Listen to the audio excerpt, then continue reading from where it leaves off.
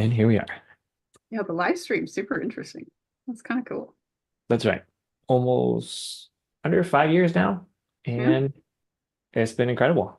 Huh. I experience these containers as ones where I'm super clear on what I want. And then Cray helps me ride that edge until it's my reality. And then I start just taking it for granted. And then he kicks me in the ass, and then I learn a lot more. I'm here One of the for it. topics today is on, for me, exploring the edge of desire and fear and how I want to relate to both of those, inspired by a session that Noah just had with Sophia Jean. Matt also has some context about running a love symposium. You may speak a little bit on that.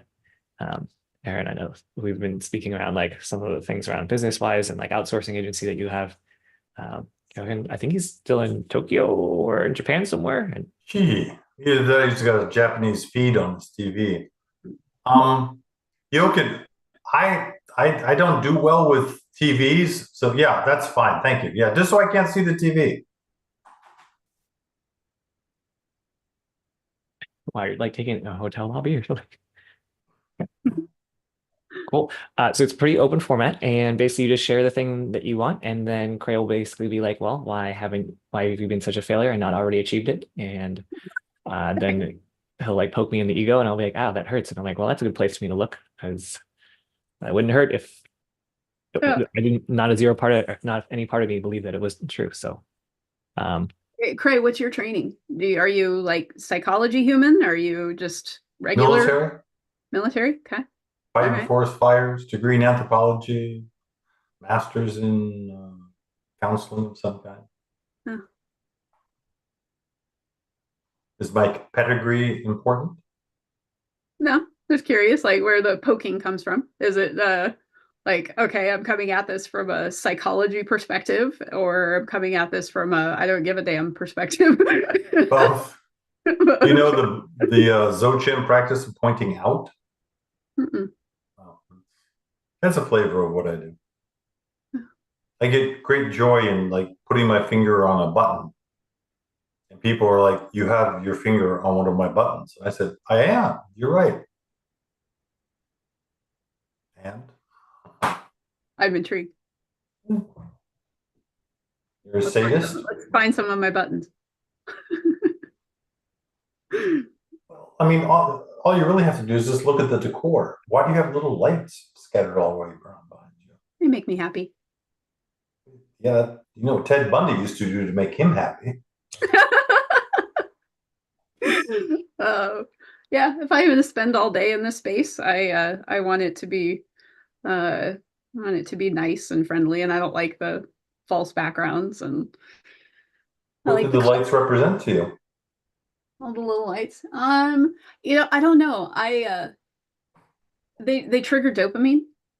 For Lights triggered, the little yeah, lights like trigger little dopamine? lights. Yeah, little lights.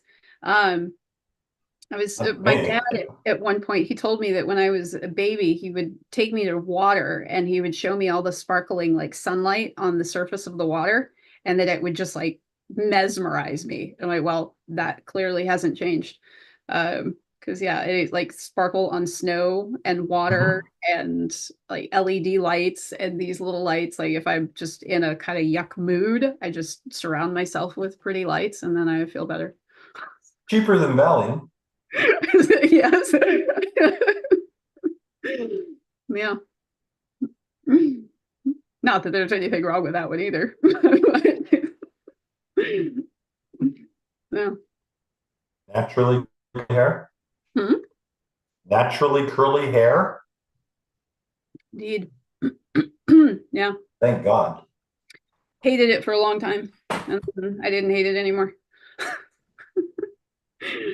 Yeah. But now that I'm going gray, I like it even more because it looks cool and people actually take me seriously now. Like I earned this. You did you? Did. Hmm. Yeah. Biological process that you have no control over, you've earned. Okay. Yeah. Experience. I have no doubt about that. What do you do? In what context? Whatever one you want to name. Work stuff. Let's see here. Should I phrase it, Alton? I mean, man, I got all the things. Executive Aaron builds support. teams around people's dreams, and I want to find a Oh, way. oh, I like that. Executive support for neurodivergent leaders. They have to be diagnosed as neurodivergent for you to work with them. No, but those are the people I target because I have a quote. When you build for the minority, you make it better for the majority. If you build for the majority, you alienate the minority. So I build for the quirky, unique, difficult humans, and it makes it better for everybody else. It's ridiculous. If I built for left-handed people, there'd be a lot of pissed off right-handers. Not really, because you'd make it easier. Because it means if I made scissors, uh-huh. if I made scissors for left-handed people, you can't really use them if you're right-handed. It would piss a lot of people off. They would not buy my product. Mm-hmm. I imagine they would just shop elsewhere. Wait, I'm not sure what you're making here, Gray. Her quote is fallacious.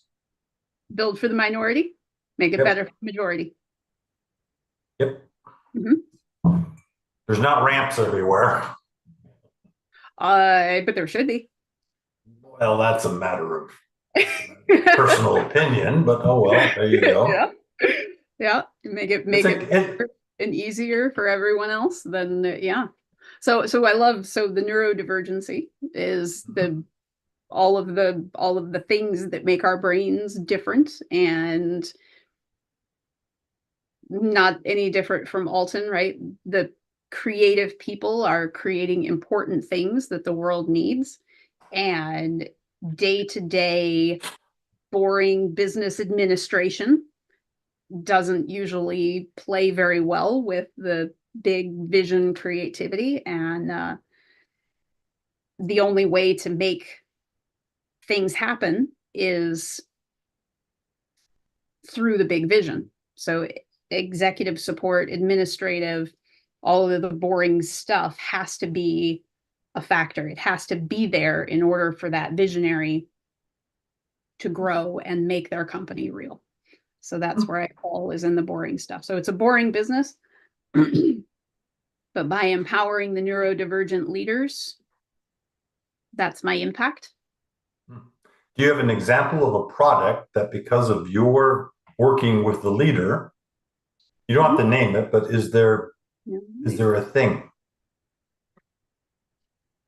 that came into being because of how you worked with a neurodivergent leader that you were pretty sure, looking at it, saying, if I don't step in here, this ain't happening? The impact is probably immeasurable. I'll have to later. Yes. One. Because almost every leader that we've worked with has impacted. I'm just interested in the product. Yeah.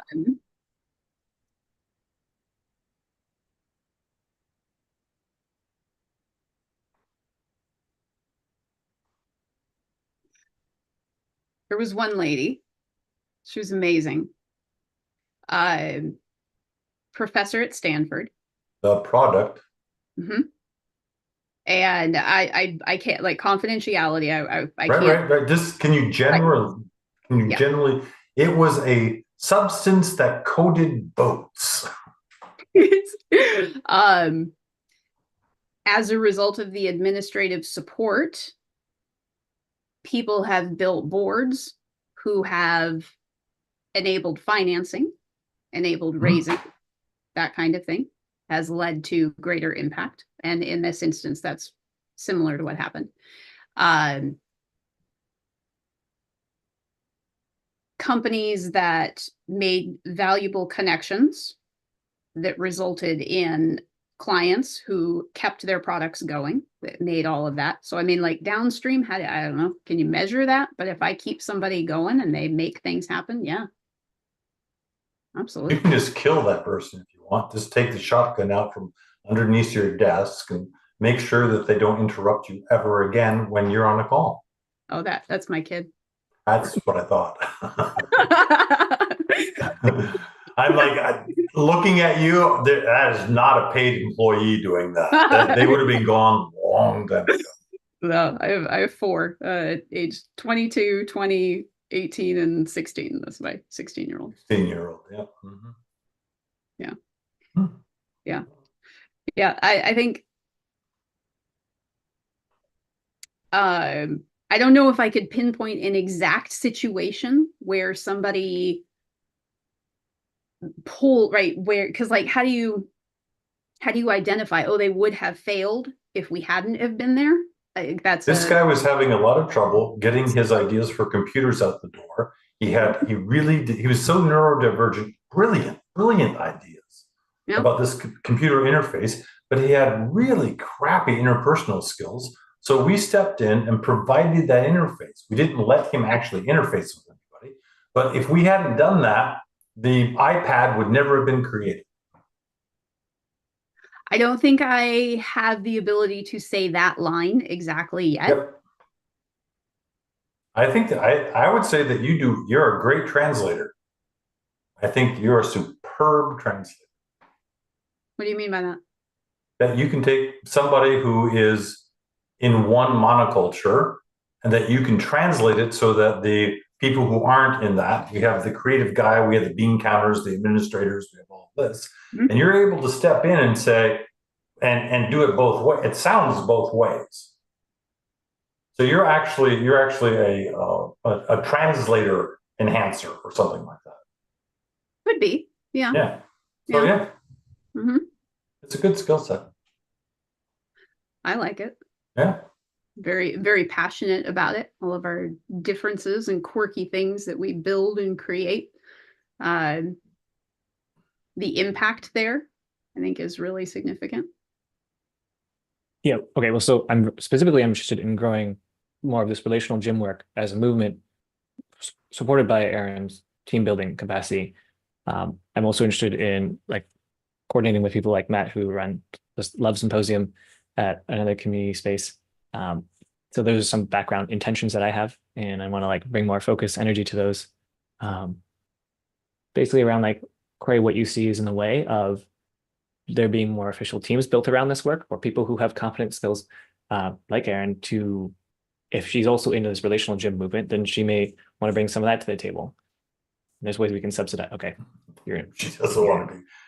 No, but what she can be good at is I think that she and her team can look at you, for example, and say, oh, look, here's a brilliant idea guy, and he has all these wonderful ideas, and we all think they're crazy or wonderful or whatever. But he's missing all these other pieces about how to make something happen in the rocks are hard, water is wet, real world. Mm-hmm. He can invite people in and he can do these demos and he can entertain them and he can do all this. But when it comes to actually creating a viable business model, Alton doesn't have that. And Aaron's like, well, for $25,000 and 20%, I would be happy. We've had that conversation, Alton. Yes.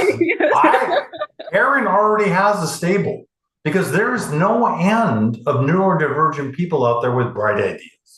Yeah. There's no end to them. You know what I had, Cray? I was at a networking event. I said, like my line, and the fellow looked at me and he was like, neurodivergent, that's not a niche. And I was like, yeah, it is. And you're like, I'm not talking to you anymore, idiot. Go away. Go bother somebody else with your stupid opinion. Like it is a niche. It's a big niche, but it's still there. No, it's a huge niche, and it's going to get bigger. Mm-hmm. Because you're in the modern day culture, enculturation, monoculture enculturation as a form of social glue is rapidly thinning out. And so you're going to have more people who are identified as social nincompoops, okay? And they're going to need somebody who says, oh, I can connect you with these people here. Don't you ever talk to them. Don't you ever communicate with these people who are doing all the work behind the scenes, because you're socially incompetent. Okay? Don't do it. That's what you're paying me and my team to do. Great. I think it's yes. Yeah. This support is for the leader, Yep. what we call working in your brilliance through a method that I created called the Clarity Matrix. And Okay. yeah, it's Yeah. pretty So she's perfect. Now the problem is, I hope she comes at such a price tag that you're going to be like, and she's like, either shit or get off the pot. No, because I have too much fun, Cray. So No. I don't charge what I'm worth. Damn it. That's of your own neurodiversity stupidity. Mhm. Okay. I know that. Okay. Well, stop it. You can't coach these people if you can't coach yourself. True. If you can't step into the place of like, no, you don't understand. I have a finite amount of time. I have other things I want to do. I'm not interested in working with idiots, and I'm not going to go running around chasing. And if you want to talk about profit sharing, there's always something to talk about there. Percentage of your business before taxes, whatever you want to do. But there's lots of ways, Aaron, that you can make them, because if they're neurodivergent, they're not used to working hard. Okay? They're not used to that. Okay? So you have to put some fire under their asses. I would counter that. I think people work harder than anybody else. Not to them. They're just doing the standard thing. Yes, subjectively, yes. Yes. But if you are you familiar with Agile Scrum model? No, thank God. Educate me, please. It's a super weird word. In software and technology, when you rate difficulty and complexity, it uses a point system called story points. And depending on how things are, you use this Fibonacci model, which makes it even cooler. So it's like 1 point, 2 points, 3, 5, 8, 13, or 21. And when you're working with a team, it is relational and subjective. So 8 points to person A might be 13 points to person B, might be 2 points to person C. And in the neurodivergent world, yes, we are capable of going at a 18-hour sprint in our day and be completely fine with it. Where somebody else is going to do 6 hours and they'll be like, I'm tapped out. We're like, wow, we're just getting started. Yep. But founder's disease syndrome, founder syndrome. Yeah, it's the same thing. If you're expecting all of your minions to operate with your fire and your desire, you're crazy. You're headed. Yeah. Mm-hmm. And so no offense, Matt. But Matt looks like your typical candidate. It looks like he has a lot of bright ideas. But again, Matt, it's Cray, okay? He's showing up for a meeting in a t-shirt. True. Yeah.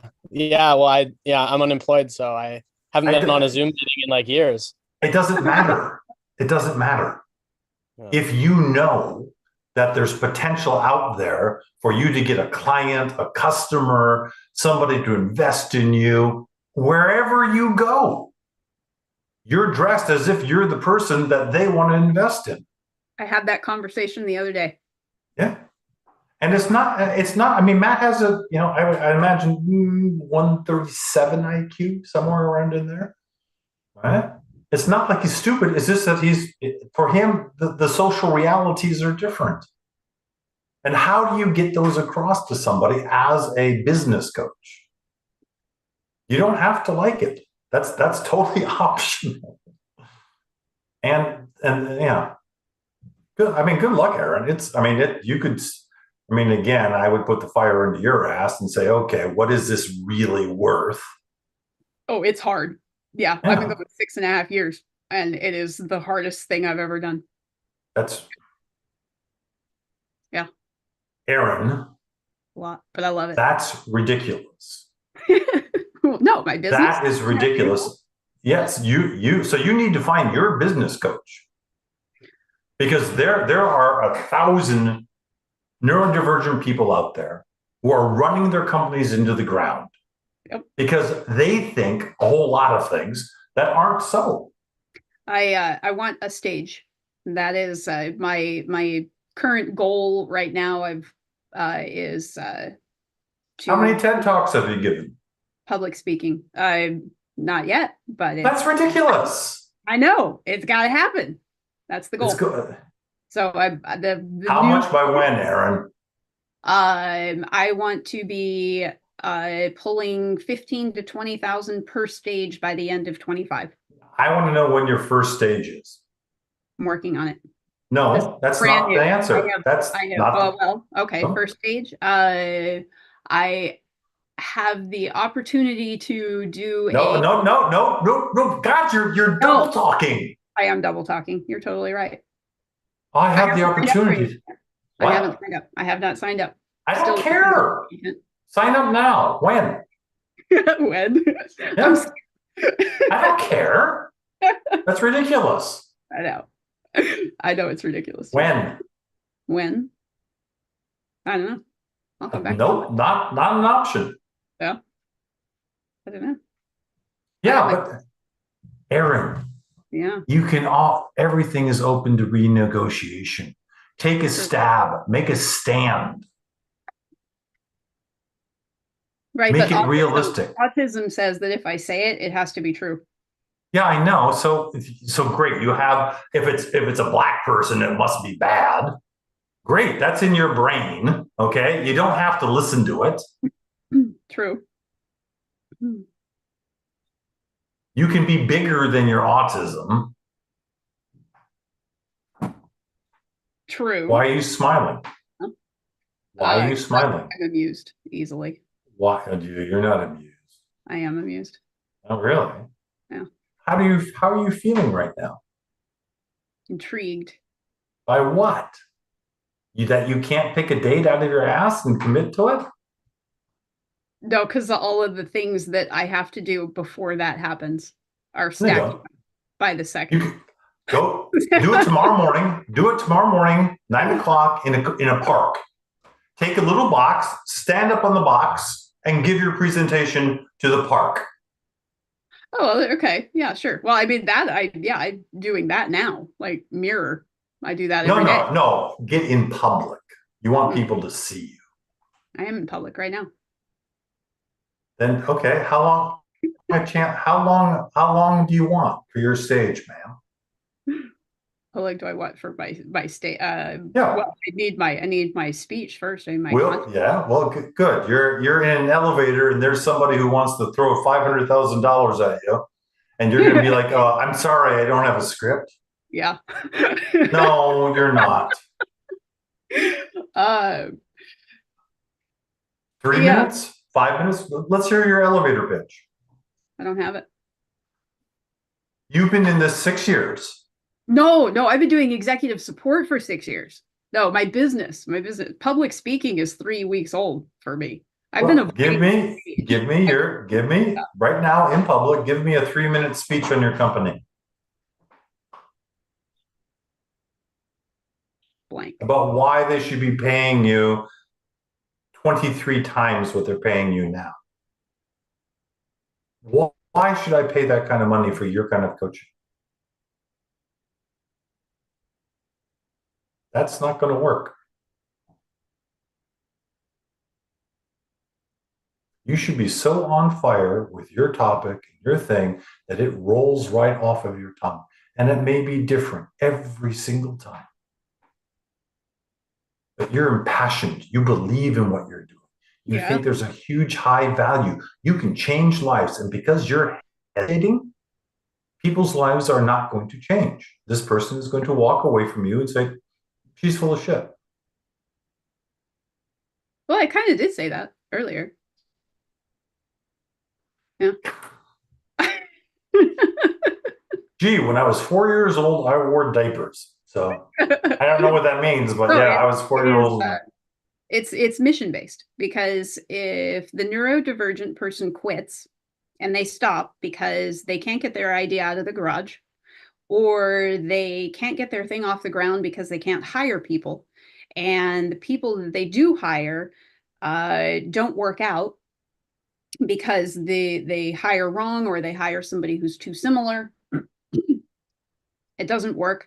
The administrative side fails. The relationships don't work out because they don't know how to communicate. They can't maintain those relationships, following up with email, not double booking appointments, all of these boring administrative stuff that gets in the way of Are you speaking to a neurodivergent person now? When you're saying this, is your target audience neurodivergent person? Yeah. So you as a person. Can you personalize it? Mm-hmm. So you, I'll pick on you. With your day-to-day relationships and the things that happen, how often do you drop those? How often does that get in the way of the bigger vision?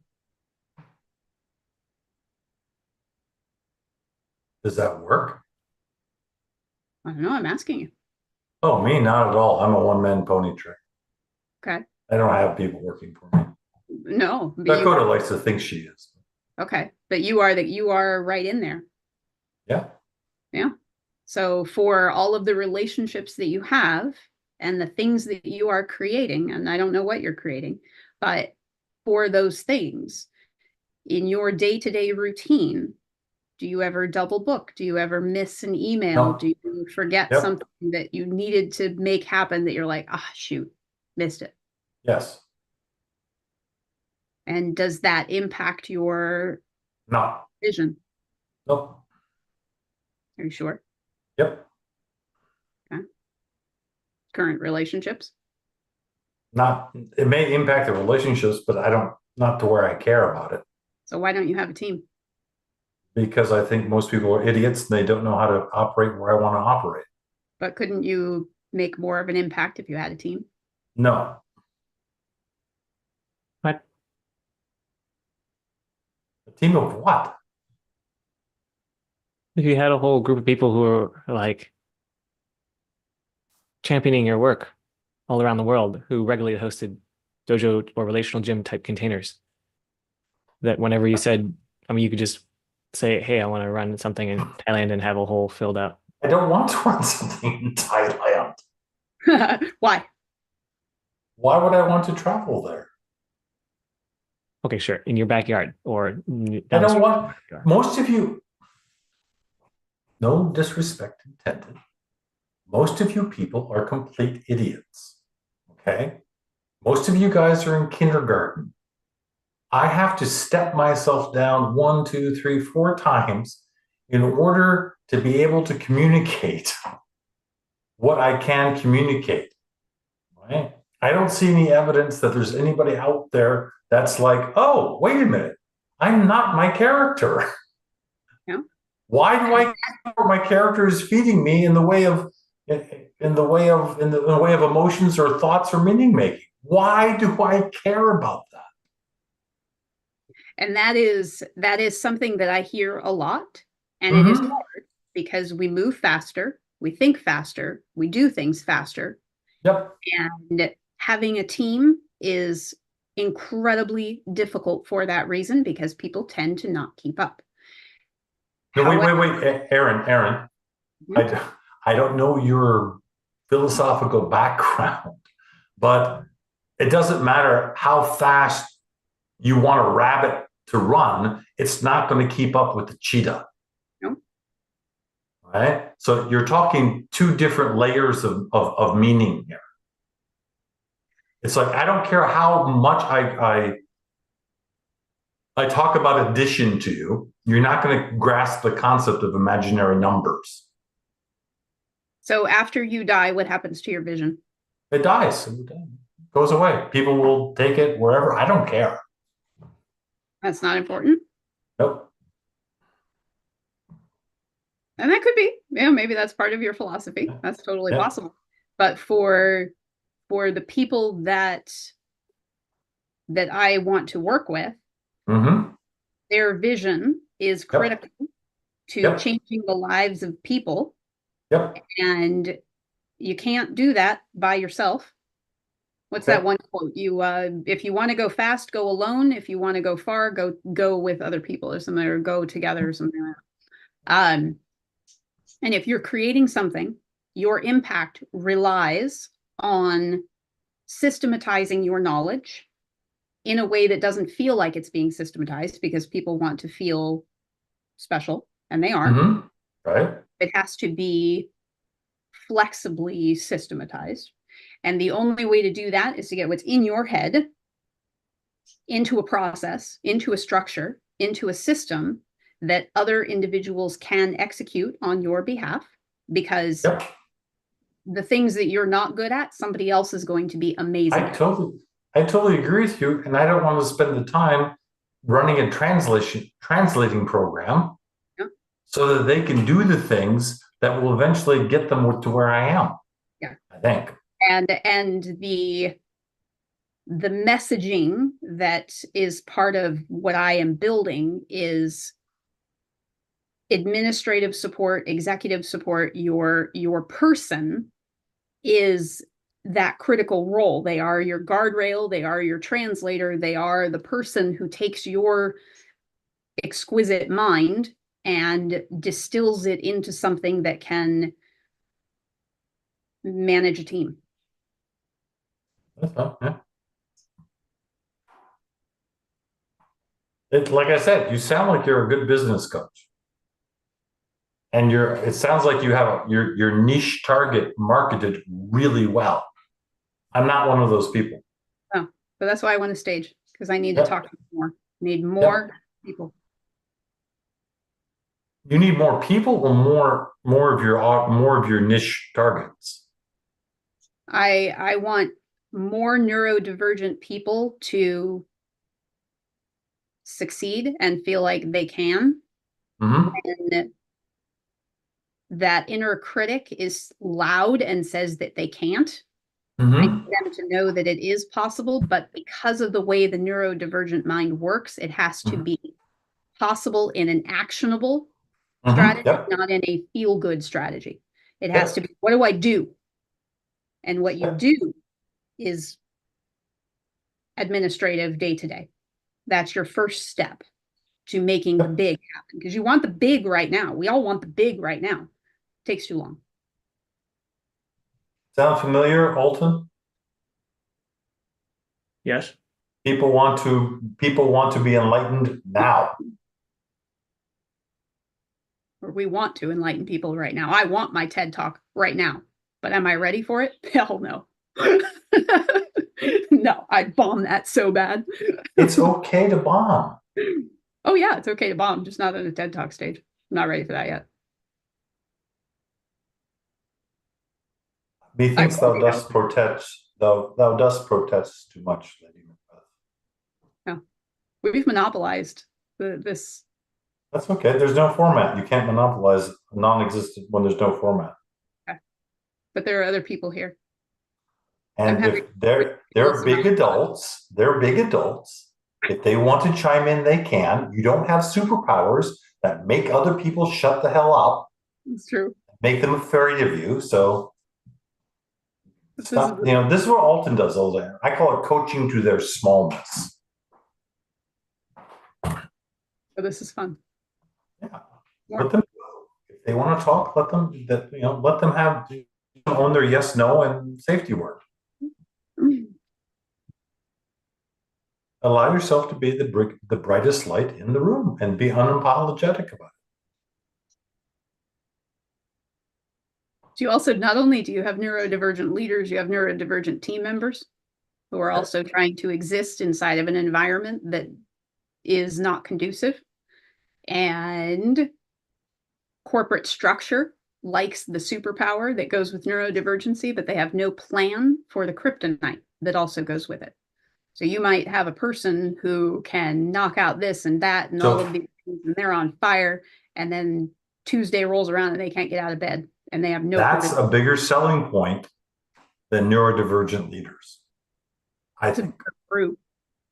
Yeah, it's like there are these people in your organization right now, and you can point to them. And if you change how you're interacting with them, they're going to go. Yep. I can help you maximize what they're capable of doing and keep them on. Yeah. Because turnover is incredibly expensive.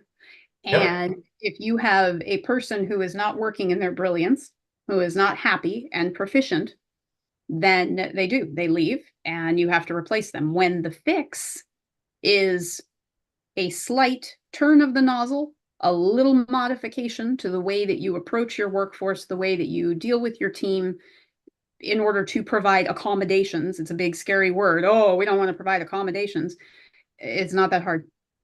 Not that hard.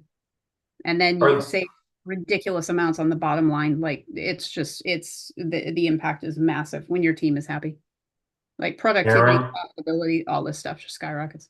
this is me going a little bit, okay? Leona, are those your natural lips? Yes. That's impressive. Well, I mean, they could be injected with something. Oh, I thought you meant color. No, they're my natural lips. I'm sorry. I'm not. People who are in the, are the alphas with regards to physical beauty often don't develop a whole host of other things because they use their physical. I'm really ugly as a child and youth, so. Oh, really? So you do have talents. You're not just another pretty face. Will we ever see evidence of that, or? Well, I'm currently building quite a lot of real world evidence. If you're ever going to see that, I don't know. I don't know. Right here, right now. How do you want me to showcase talent on a Zoom call? No, it depends on how you define non-physical attractive, value positive in this container. I would say I could contribute by being fairly perceptive and offering reflections or A mirror does that. Yeah. Mirrors aren't particularly intelligent. I'm surprised to hear you say that, actually. Like, I didn't get There's- the impression on our last calls that you had any issues with. I mean, you had issues with a ton of ways I was showing up, but not like specifically with talent or intelligence. Yeah. I change around a lot. I'm interested in seeing what's behind your public face. Behind my what? My poker face. Your public face. My public face. Yeah. Well, I would say my talents are my public face, actually. So. Yep. That's the way it usually works. Yeah. We polish our talents so that we get the kind of attention that we're taught to. Yeah. I mean, I've let most of mine rot, to be honest. I'm trying to like resurrect some of them. Oh, good. Anytime soon, or you're going to just tell us more stories about how your talents are being rotted and all the horrible reasons and stories why that is, or are you actually going to try to do something different? I am going to try. But that is painting. Doing, so or? I would like show you now. What did you say? I said one talent I'm working on is painting, so I don't know how I would show that to Oh, you. But God. Paint with words. Okay, give me a canvas. Your canvas is right here. You have 1, 2, 3, 4, 5, 6. Well, you have Alton's Fathom, so, and you have Josh who's not participating. Look at Erin. Paint me a picture. Interact with her. Show me some brilliance. Or you could do what Matt's doing. What's Matt doing? Nothing. Chewing on his phallic representation of a pen. It's a golf tee. Representation of the Protestant's highest form of art. Oh, there you go. Now he's being a smartass. Yay! If you got it, use it, Yeah, that's what Ted Bundy said too. All those pedophiles. Yeah. No, if you have the smart ass, use it. Well, I don't know if we put your ass up there. I don't think we're going to get a lot of opinions that say that's a smart one. Damn. Leona, what do you think? I want your opinion first. I was reading. What could I do to impress you? Oh, okay.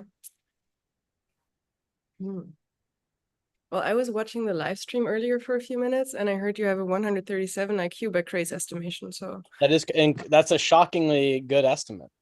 That's a very, it's right in the middle of 2 scores I've gotten. So it's a great, I can't deny it's a great estimate. And where would you say your greatest strengths lie? Like which aspects of That's it. That's all I've got. Oh, no, That's but all- I mean, all I have intelligence in is like the a whole variable thing, right? I'm not, yeah, and like intelligence is a whole Leona. spectrum, and I'm only good at the part that IQ measures. Like, I'm Leona. glad we can't measure other parts because Those are the pixels you have. Your prejudice says that is this, this is this, this is this. You're a human being. Those are the pixels you got. How would those pixels have to reconfigure themselves, or what could they do that would actually impress you? It's a very simple question, one that you're dodging. Yeah, let me feel into that.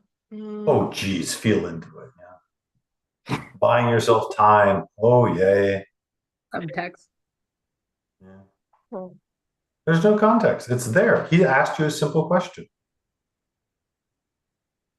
You could say if you brought up a gun, put it against your head, and blew out your brains on a live stream, I would be impressed. I don't think impressed is the word I would use for that.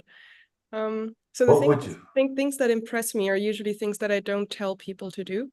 Like I often have this conundrum where people are like, tell me what you want. And I'm like, I want you to tell me what I want. So like what would impress me is So like, are you going to this? You're telling us a story about why you're going to refuse to do this? I'm not refusing to do it. I'm just Why are you telling us this stupid story then? Either step up and take it or say, no, I decline.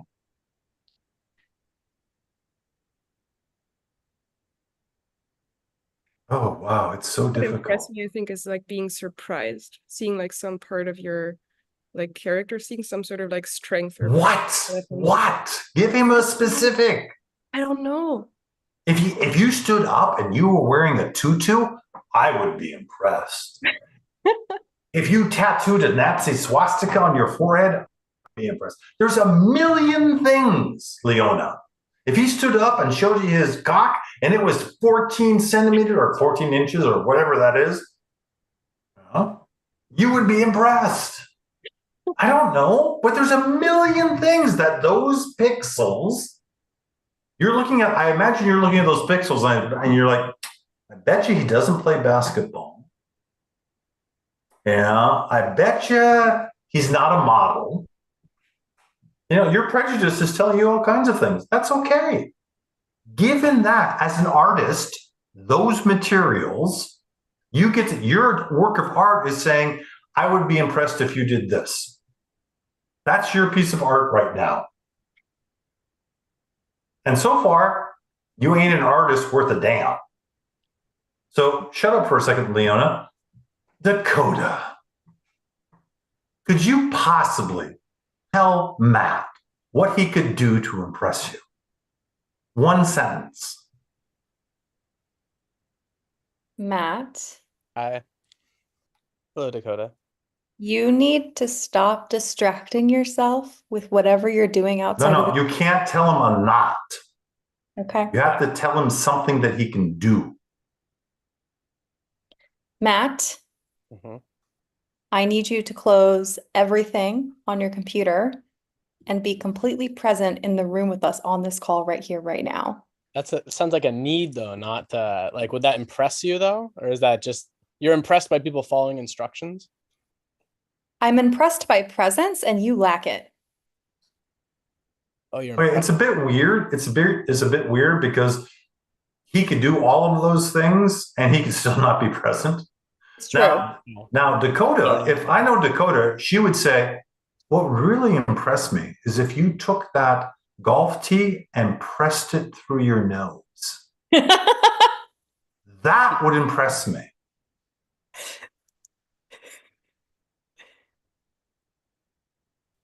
You're trying too hard, Dakota. You're not, you're being an intellect instead of a human being.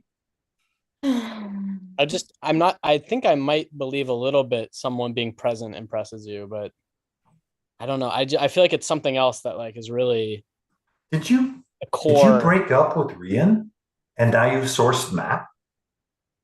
I did not end things with Rian, and I am not sourcing Matt. Oh, really? He's acting a lot like Rian. Man. I'm a really bad rule follower. If you're into that, like, that's me. I'm not interested in continuing this thread. I have enough men like that in my life. Thank you. Thank you. Wow. Ugh. See, this is a powerful woman telling a masculine that their approach is just the complete opposite of a turn on. I don't believe that. And I know she's- that's what she's telling me. Yeah. Gee, Dakota, maybe if you had told him differently.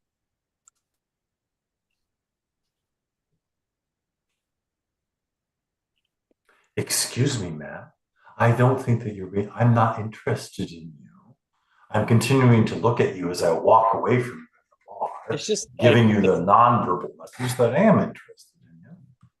it's just like it feels like reminds me of like fifth grade teacher. Like it's like kind of old. Like the whole like you pay attention, you do this, and then I'll be Great. really impressed with boys who pay attention. And I am not Dakota, interested. Dakota, don't go for the bait. This is bait. I know he's doing the thing. Don't, that- don't. Find somebody else. Find another. Either nail his ass to the barn door or walk away. Because he's trying to get you on the hook.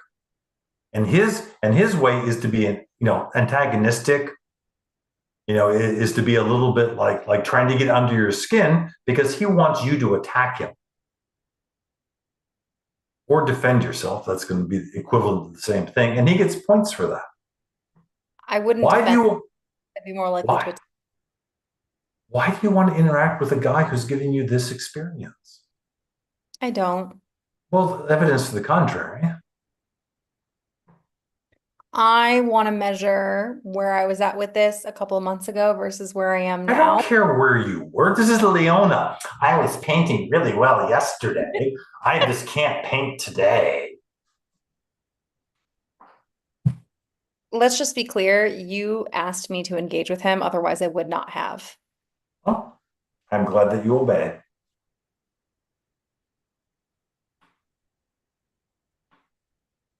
Craig, can we Yeah. bring this back to like owning desires and also being with fears at the same time to like surf the edge of aliveness around this? I have it that each one of us could like get a lot more juice bringing that to this. Right? Alton, is that you keeping it small by suggesting that prompt? Now it's the desire that I have of having a focus on something specific. It feels a little wandery to me, and desiring that, and also there's like an edge of fear around not having that, and also having it a bunch of people who just want to do a bunch of hyper personal experiences that appeal less to the broader group is what I make up. Wait, Alton, could I pitch my symposium that we got introduced over to start? Something more productive out of me than just me being a smart ass troll. So I'm happy to, and I just obviously the format is going to be like no format where people may like tear it apart too. And yes, Yeah, tear it apart. Yeah, absolutely. Hi, I'm Matt. I'm unemployed. I'm a smart ass who doesn't follow rules. 137 IQ is a good approximation. Anyway, I'm hosting a symposium in Berkeley on November 15th through 17th mostly.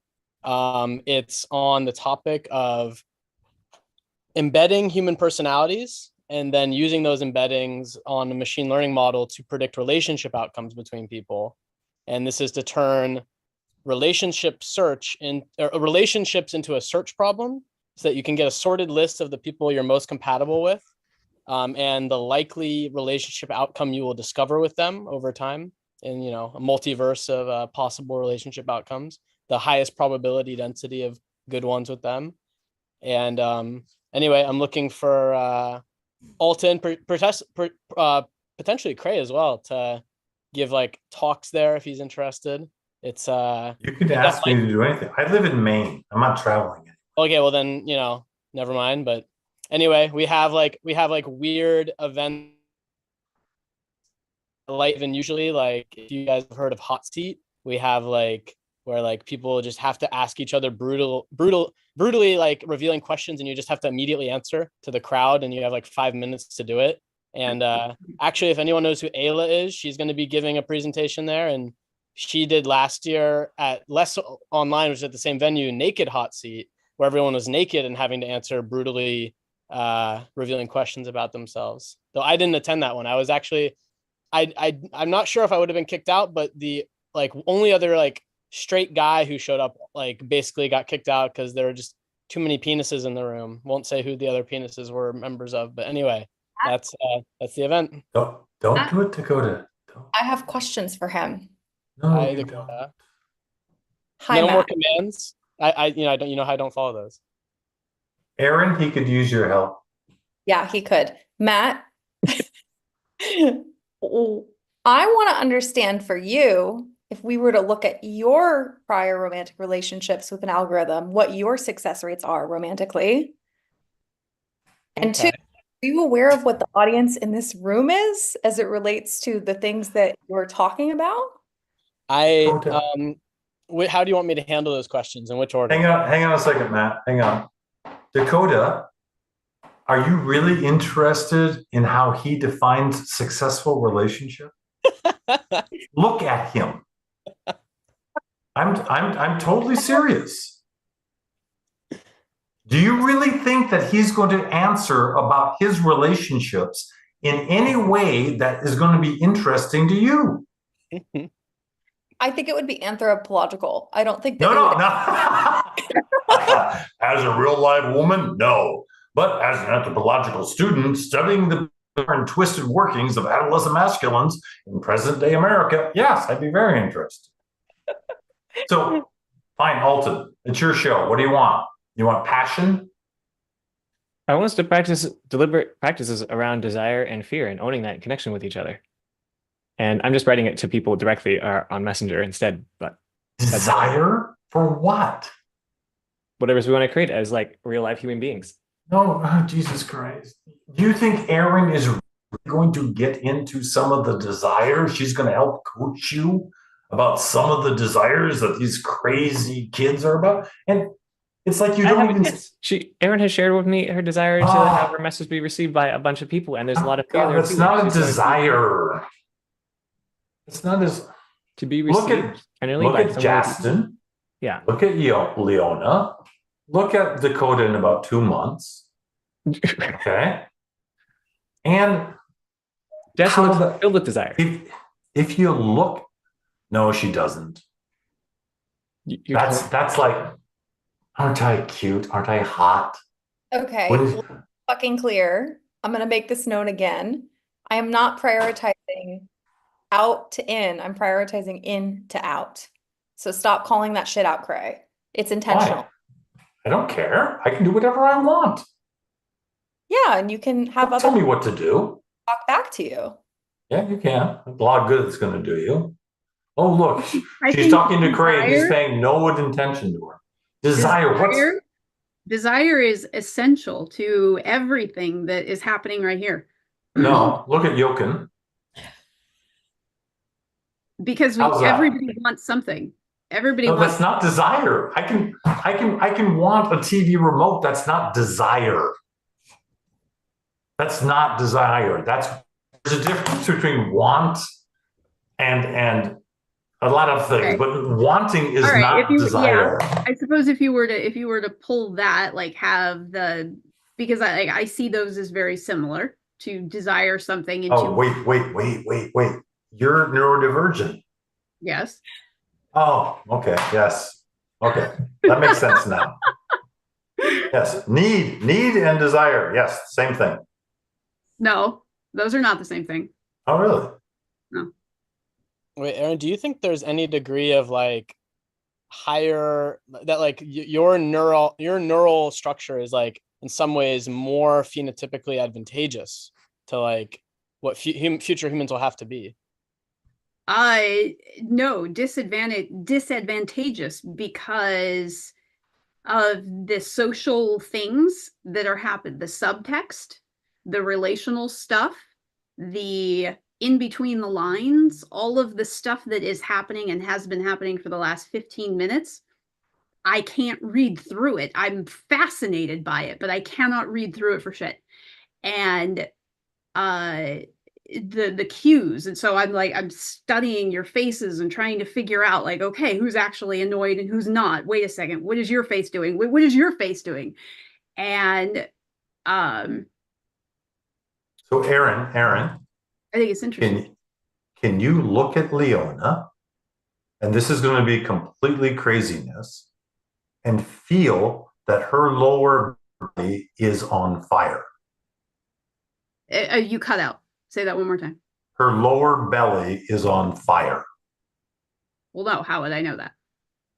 That's one of the difficulties about being neurodivergent, is that you're heavily dependent upon signifiers. Yes. That makes sense to you. And I've studied Now- micro expressions to help with that. And Yes, it's not does helping help, very but much. it's very, very Right. difficult. So you look at Justin, slow burn, nowhere near what Leona is doing. All right, slow burn. All right, Dakota in my world is like a sloppy fire dancer. And so that's the things. One of the things that I try to do is I try to get people to tell themselves a story such that they can imagine that stuff. And as they practice it, it actually becomes real for them. All we have is stories. Yes. I can take a racist and I can tell them this story that they're not a racist, get them to behave in that way. And if they can have positive results and do it long enough, the racist stuff will fade. It won't disappear. Our narratives control Everything. everything. Yeah. Right. And the narrative that we tell ourselves dictates whether or not we are successful and whether or not we are. I'm not going to go into our that. fears. If Matt is you're gonna successful. overcome a fear. Aaron, Mhm.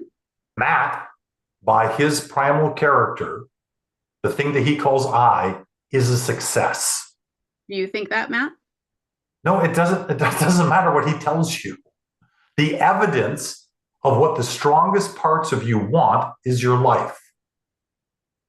Your primal character doesn't care what you talk about. It cares about what the action is. Yeah. Right? So Matt, That's just the evidence. You're just talking about Maslow's triangle. Do I have food? Do I have shelter? Do I have No. He doesn't want, the strongest part of him doesn't want a partner. Leona, the strongest part of her, doesn't want a guy who can hold her fire. How do you Right? know that? Because there is none.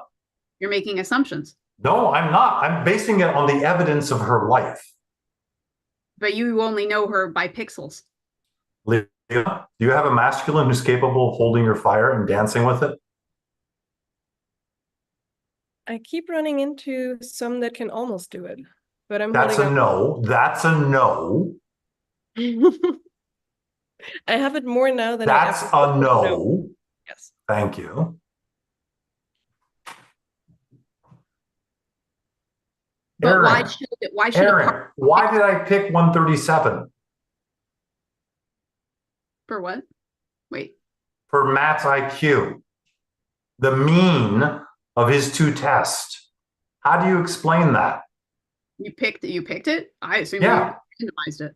How would I know what his IQ tests are? You've either had a conversation before or Nope. you guessed. Never. We never talked this. You only seen like a little video of me just sitting quietly. Well, then you guessed. Yeah, I know. Now, tell yourself another story.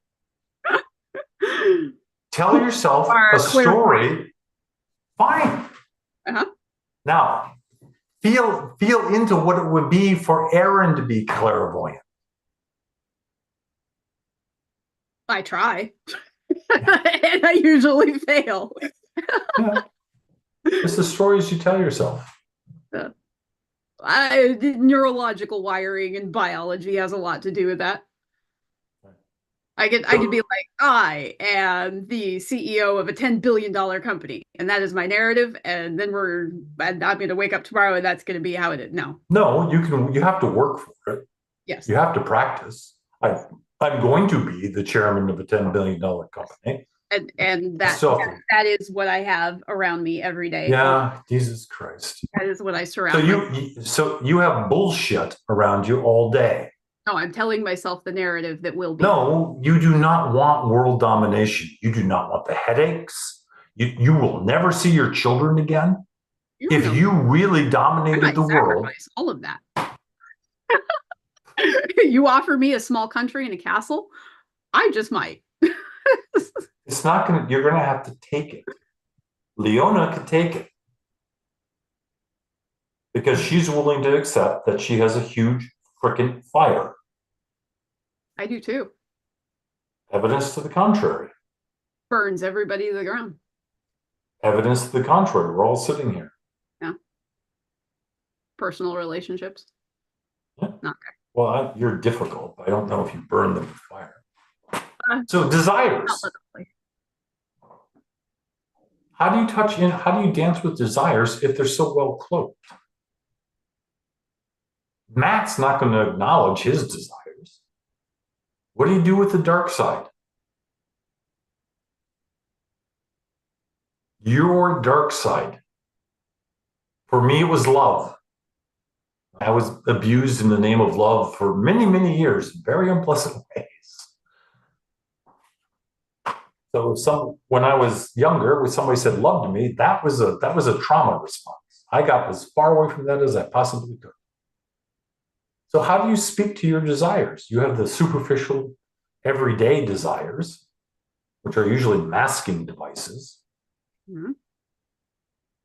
Leona wants to be safe. Justin wants to be admired.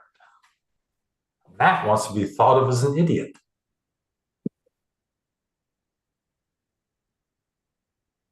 I mean, just look. How do you show up in your day-to-day life? What if somebody's looking at you from your culture? What's the evidence that they see? Ooh, I might get hurt. Yeah, you might. What was the other cue? Alt. Desire and Fear. fear. I mean, we're all being run by fear. That's how our public faces come into being. Mhm. And so it's like, okay, so if you're doing your public face, you are running fear. The paradox. Plain and simple. So if you're doing the things that you're always doing, the chances are really high that that's fear-based. Matt is going to come across as a sarcastic 37 IQ, creator of events, What's the 180 of that? That he's heartfelt. That he loves and feels strongly. He comes across as, you can't touch me. Dakota, I don't care what you do, you're never going to touch me. Ever.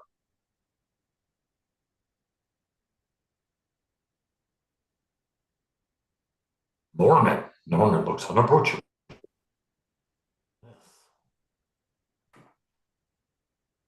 Okay, so how do you dance with this, knowing this? Knowing this, you have to find yourself with teammates who are not willing to take your public face bullshit. So what does that look like with Aaron or with Leona specifically? With Leona? Yeah, she's real clear about what that means. You don't have to ask much. Okay? She's real clear about what at least the first two steps are about. Am I? Most alpha feminines are going to make it about sexuality. Okay? 99.9% of adolescent masculines are guaranteed to make it about sexuality or sensuality, because in this culture, those are high valued things. Now, one of Matt's probably huge things is, could he actually be with Leona? And his head is resting on her lap, and she's looking at him, and she's saying, you know what? I really don't like your sarcasm. I think it's a really hurtful way to try to push me away from things that you're afraid of. And I really wish that you would, when you feel the need for sarcasm, assume that you're feeling something that you're really afraid of. And I'd really like for you to share that with me.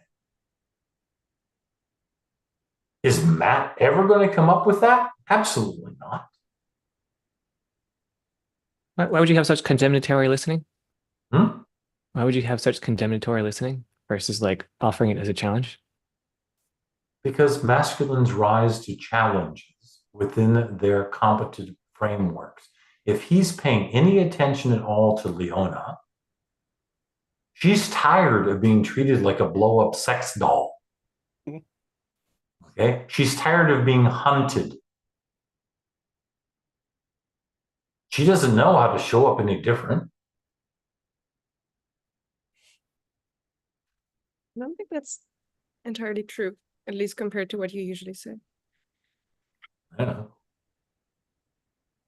know. But I would be very curious what you think my 180 is.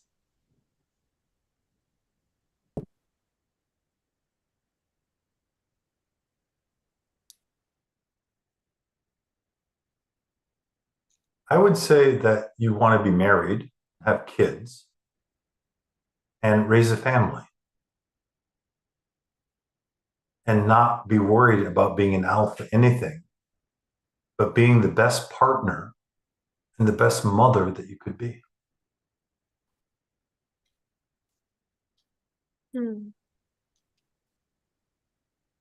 I never wanted that, but it's become kind of a, yeah. Well, I why feel would like you? it's available in my life, to be honest. The choices you have for men out there, yeah, you're going to be a single mom probably. See, and I don't want that. The partner is Yeah, I not know. good at the picture. I agree with you. And it's not. I don't think childbearing is, or child rearing is any sort of. Right. This still seems so like old world. You could still have it such that Leona could have a conversation with you such that she gets in touch with how much she wants that, and then goes out in the world and then creates those type of dynamics and those types of relationships with the men. I am not going to, unless she's paying me seriously big bucks, I am not going to align with something that I think of as that quality, raising kids and having a relationship with a substandard adolescent masculine or a baby daddy. Yeah, see, I don't want that either. Yeah. I think it's true that there's like a deep desire, like Yeah.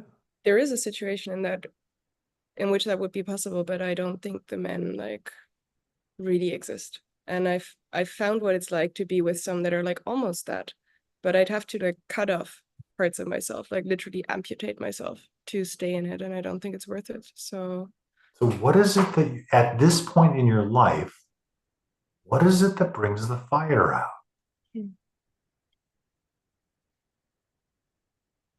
it is connection with people. Like it is in some ways partnership, but it Leona, you have to be in connection with people to be a human being.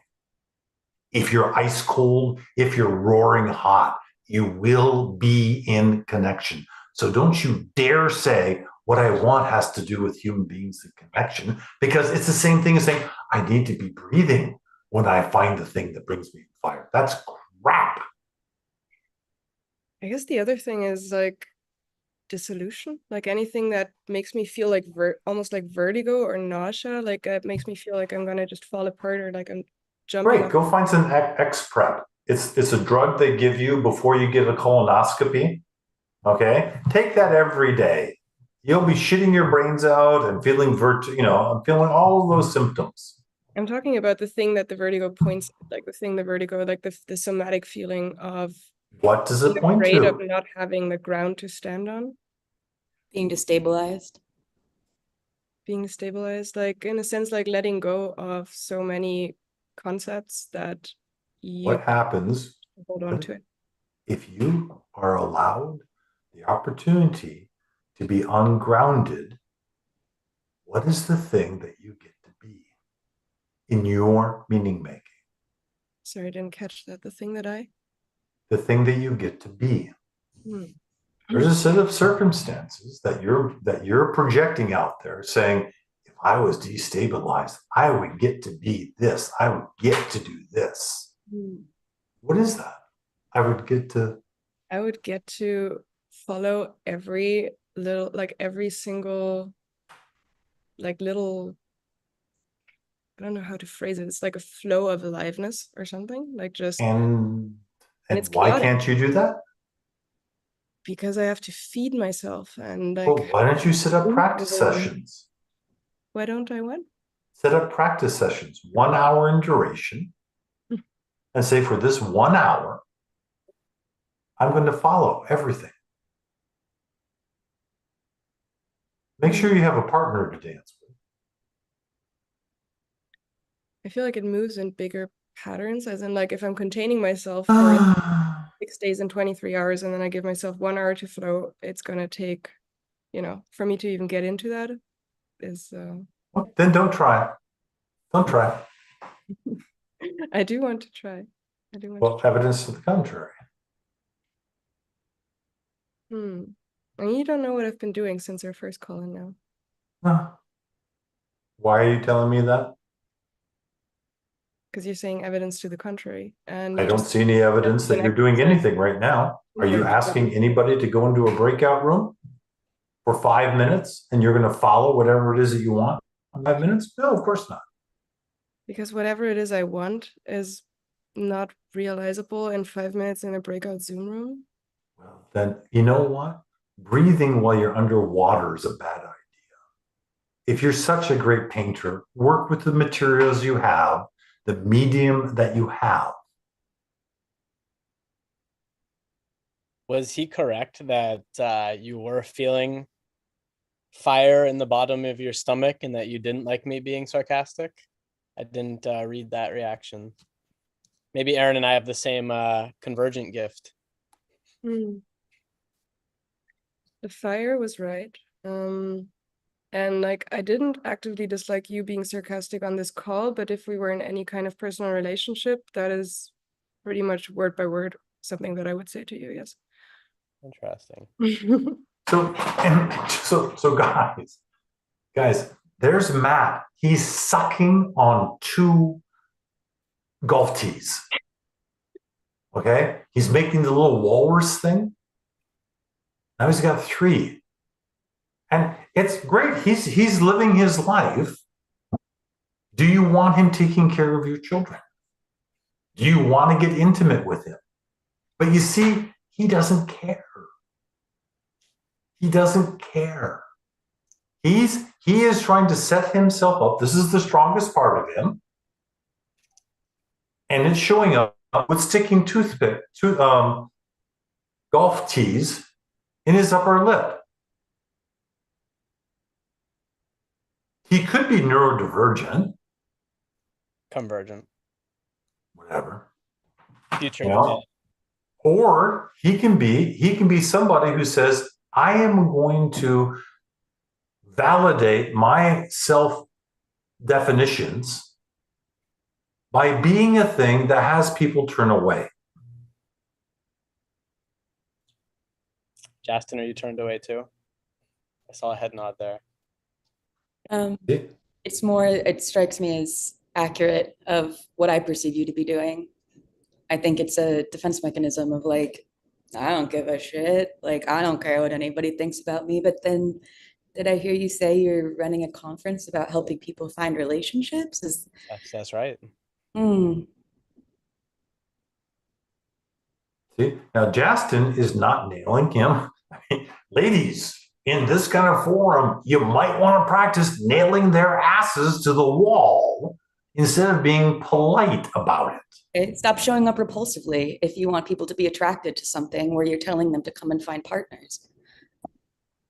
Have you ever, like Christian Rudder's book, Dataclysm? Nope. Yeah. I don't. Well, number 1, my type does know what that book is. But number 2, it says in it, this is the guy who founded OkCupid, that what you want is people to find you as either a 1 or a 10, that the highest variance people got the most matches. So actually being repulsive to some people is going to make you like unrepulsive to others. And that's what you want. Sure, but I'm not trying to like show up as your partner here. I thought you were trying to attract multiple people to a conference, which I don't think that that's the same thing as trying to attract an intimate partner necessarily. Okay, Erin, if she's your business coach and you're going out and trying to raise capital, and you're showing up with golf tees and a t-shirt at Be like the SBF. unicorn meeting. I'll raise millions just like SBF playing League of Legends in a t-shirt Good. at A16Z. Yeah, that's one out of how many? You can point to the outlier, and the chances of you being an outlier are not big. I'd You rather can fail always. than, I'd then rather fine. fail than succeed as a normie, as an Good. intentional normie. Yep. I Yeah. guess succeeding is not important to you then. You know, in the Philippines, like 4 people got shot for singing on karaoke Frank Sinatra's "My Way." I'll do it my way. People hate that. Society hates it. That's why you get killed for singing it in karaoke. People hate when you do it your way. How's your way going? Pretty well. I'm happy Yeah. with the results. Good then. I wouldn't want to attract to my conference the kind of people who are turned off by my personality.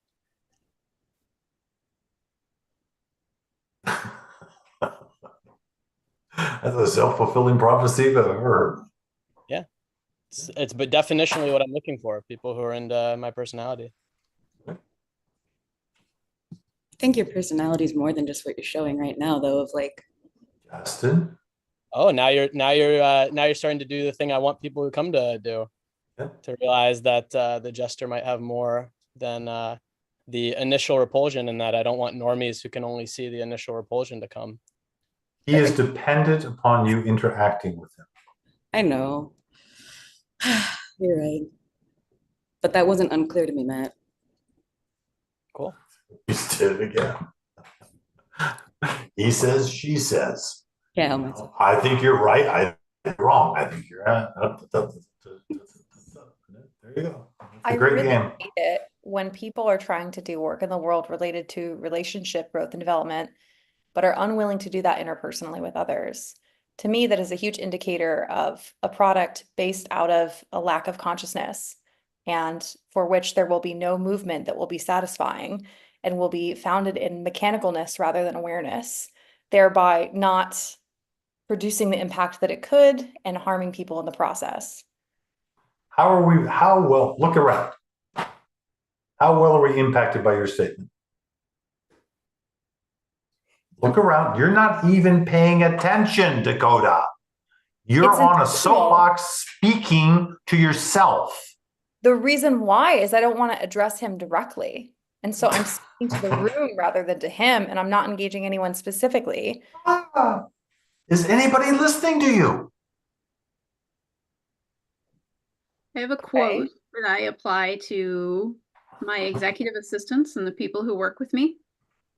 Because the emphasis on self-care and presentation when you are in a high-level room with a CEO, regardless of that is a neurodivergent person who is wearing tie-dye or a t-shirt or a suit, they are allowed to show up how they want to show up, but from the executive assistant side, the professionalism is essential.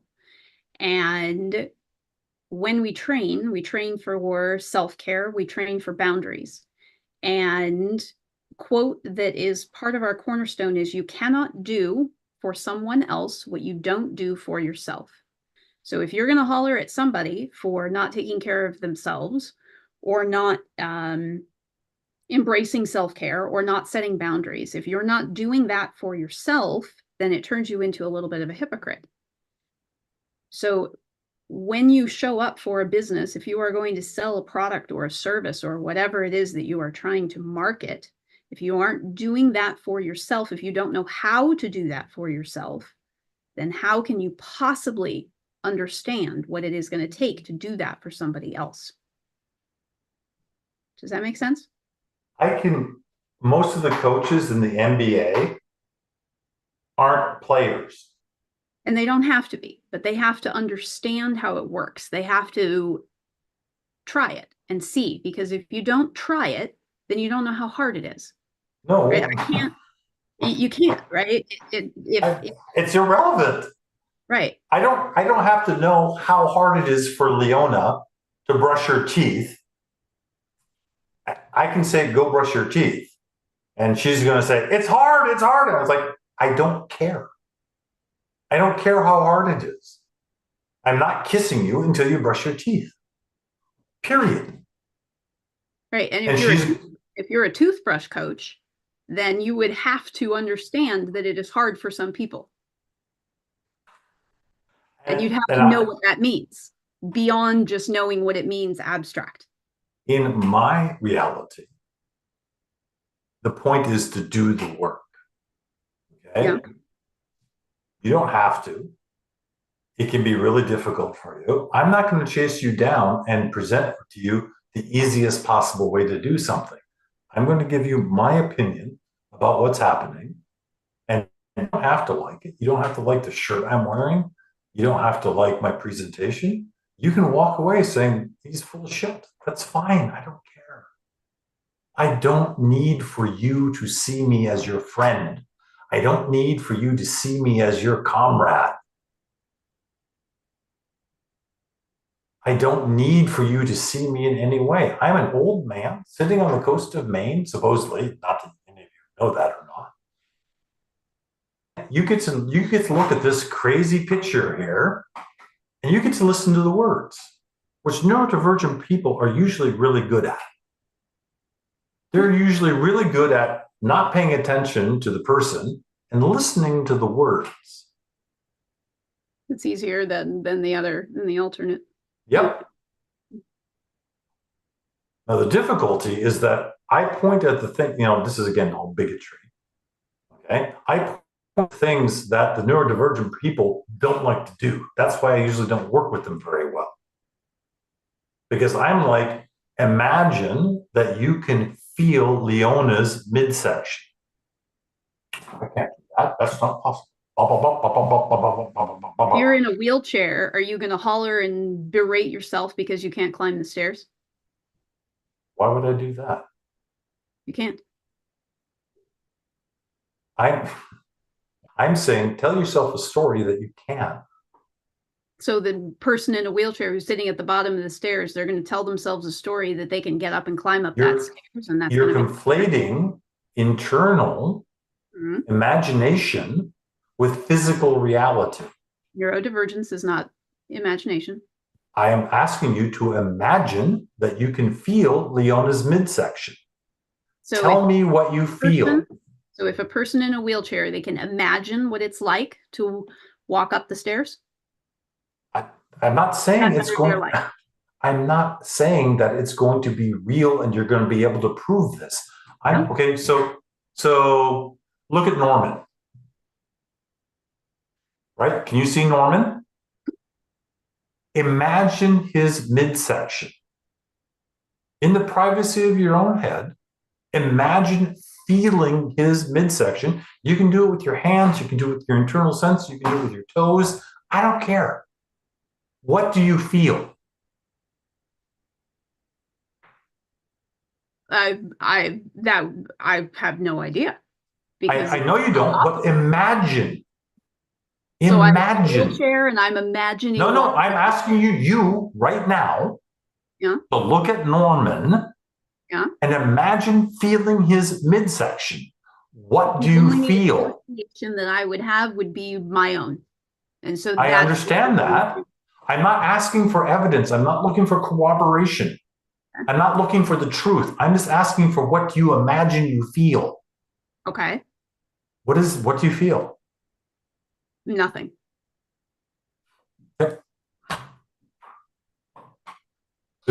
And for me, there's nothing to dance with. I like Justin saying it's warmer than I imagine. It's true. Norman does seem like he has a warmer, more comfy midsection than I imagined. So Aaron, is there any way to prove that? No, but it's the ability to speak as if a story is real. Yes, which that is essential with desire and fear. You have to. Can you tell me what your interpretation of Norman's belly feels like? No. Right. So you're like, I'm sorry, you can't climb stairs. Basically. Yep. In that That's example, fine. Yes. now if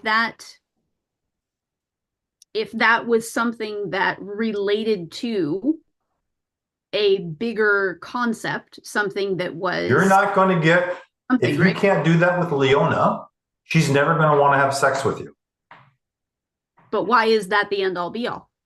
It isn't. It's just a choice you're making. There is no end all be all. Right? Okay, so If I you're- really got it. Priorities are Great. different. You describe this as Sorry. like method acting class, Yep. where it's just an invitation to try on a story that would have you believe this result. And then Yep. sometimes these stories will stick Yeah. more than other stories, and that's just conditioning. Yes. And so you could choose to believe and just make up a story like what would a character in that situation say, such that you could actually get in touch with Leona's. Now that Right. makes sense. But that's probably because we're similar in that manner. So that makes sense. So like, okay, if I'm going to be a D&D character and this is my persona, Yeah, there you go. the Exactly. story that would apply to that, sure. That's exactly right. I can step So- into it. Right. So if you can do that, how many racist, how many of these people neurodivergent are simply racist? In what context? They're telling them, they're reinforcing the stories they have about their differences as if they don't have a choice. In some cases, we don't. Yeah, I'm not saying they're not. But putting yourself into a narrative, yes. Okay. That Okay, that so works. You do that. what does Norman's belly feel like? Probably the same as his cheek. That's not an answer. Yes, it is.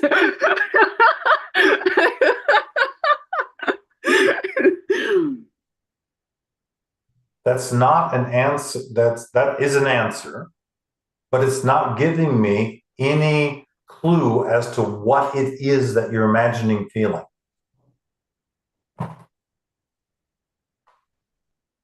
I cannot connect your words.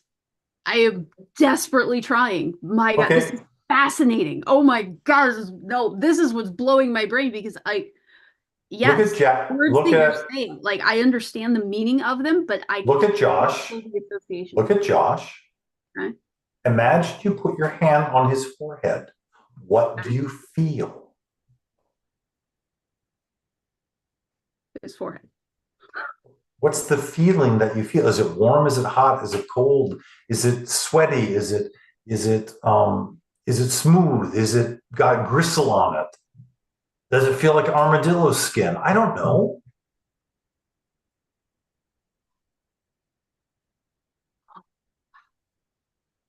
So when you touch a plush pillow, what does that feel like?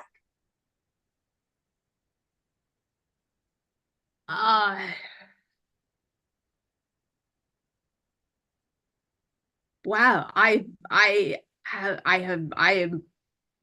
don't know. Right. Actually, We I just have just no make it idea. up. Just Make it don't up. don't say I don't know, and then just Say Okay, pillow, soft. there. Great. Okay. Now look at Josh. Imagine your forehead. Your hand is on his forehead. Say Yeah. it feels soft. Smooth. Okay. It feels smooth. Okay. Now close your eyes and look inside and say, how do I feel touching Josh's forehead? That's smooth.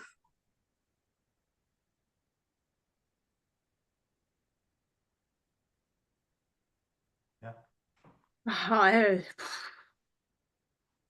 I feel elated. I feel sad. I feel happy. I feel miserable. I feel nervous. I feel anxious. None of those. You're a human. I assume that you're a human being. Human beings have feelings and thoughts and desires going on all the time. I imagine that there is a feeling in there. And as of right now, I am under the assumption that you've trained yourself around that, away from Yes, that. Norman, it is alexithymia. What does that mean? Norman is suggesting that maybe she has alexithymia. I do. What is Alexis? What is that? It means there's a blindness towards emotions and sensations. The name. You feel them, but the name of them, the name. I can feel it, but getting the words for it do not manifest. So Is if that it's different than being a racist? I mean, it's like dyslexia, but for like emotions, maybe. Yeah, it's Is bizarre. there any physiological basis for this? Or is this naming a symptom and making it into something? Is there evidence that this is hardwired? Like more than dyslexia is your question. Yeah, I don't know. I've had people give me wheels of the emotional things, and I'm able to go through the wheel and be like, it's kind of like that, but kind of like that, but kind of like that, but kind of like that. It's not that I don't feel, it's the word for it. And then, so like if somebody's like, oh, how are you? I know plenty of adolescent masculines who, because they have never gone through nonviolent communication and the identification of all of the different kinds of emotions, who have the same response that you do. Okay. It doesn't mean that it's something hardwired into them. It's a learning. I mean, maybe it could be trained. I suppose like you'd have to Aaron, do like play therapy almost. Yeah. Aaron, if instead of words, if you were to imagine yourself enjoying touching Josh's head, how would you touch it then without words? Like, how would you use your hands to touch it? Would you like touch it like this or like that or like this or like that? Like, how would you touch it? Fingertips and light and soft to pick up like skin texture and the story that the skin tells. Okay, so it seems like you're stuck in the language, but if we embody it, there's Imagery. access The to the same imagery is, thing. yeah. Imagery is usually, but sometimes the imagery is very abstract. So how would you touch my belly? Are they the same?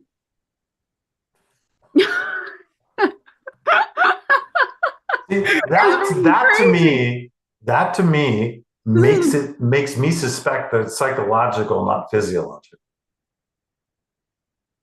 That she says the same way instead of answering the question. Well, because skin tells a story.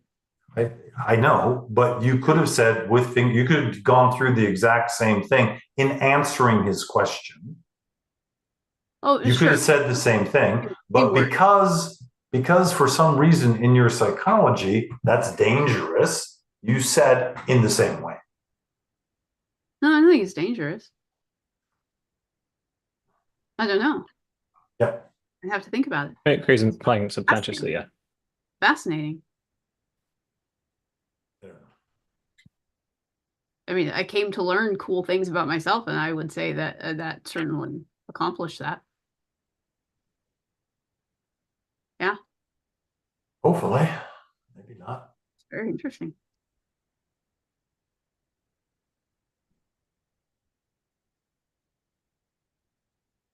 How goes that desire, people? How goes your fear? This is great. I'm getting a lot from this. I'll just practice this regularly just by naming my desires and fears in connection with everybody. Yeah, but it's like, do it 2 or 3 times. Sure, yeah, but if you have a desire with somebody here, I would think that you would want to meet that desire. So coming up and saying, hey, I want to go dig concrete with you, you may have to do some additional steps in there. So it's not, I mean, no offense, Dakota. Dakota is famous in my world for naming her desires, naming her truth, being authentic in the moment, and not giving a shit about what anything happens. Because for her, it's about the outburst. It's not about anything that comes after. And that's fine practice. God, we get to be our internal bad self, out, puke all over everybody. That's fine. What the hell? But it's like, it's like for me, Leona is saying, I need help. God damn it. I don't know how to ask. Justin is doing the same thing, but she's doing the wiggle version.